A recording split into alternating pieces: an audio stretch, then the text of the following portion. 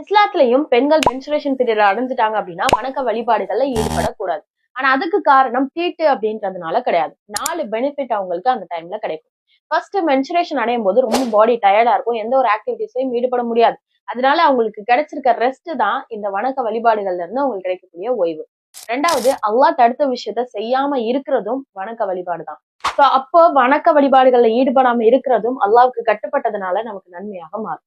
மூணாவது விஷயம், நமக்கு நன்மையில இருந்து குறைவு கிடையாது. அந்த நேரத்திலும் நம்ம அல்லாஹ்வை நினைவு கூறலாம், குர்ஆனை ரிசைட் பண்ணலாம், மனதுக்குள்ள குர்ஆனை ஓதலாம்.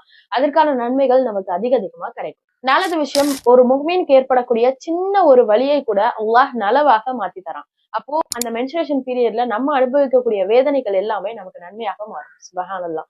எவ்வளவு ஒரு நலவுகளை அல்லாஹ் கொடுத்திருக்கான். அதே நேரத்துல முஹம்மது நபி ஸல்லல்லாஹு அலைஹி வஸல்லம் தன்னோட மனைவி ஆயிஷா ரலியல்லாஹு மாதவிடாயில இருந்த போது அவங்க மடியில படுத்திருக்காங்க.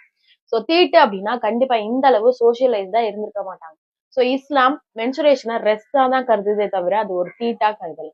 அதனால நமக்கு கிடைச்ச மென்சுரேஷன் நமக்கான பிளெஸிங் தான். அதனால அதை திட்ட வேண்டாம், அதனால நம்ம சபிக்க வேண்டாம், கோபமும் பட தேவையில்லை. அந்த நேரத்துல அதிகமா அல்லாஹ்வுக்கு நன்றி சொல்லுவோம். அஸ்ஸலாமு அலைக்கும் வரஹ்மத்துல்லாஹி வபரகாத்துஹு.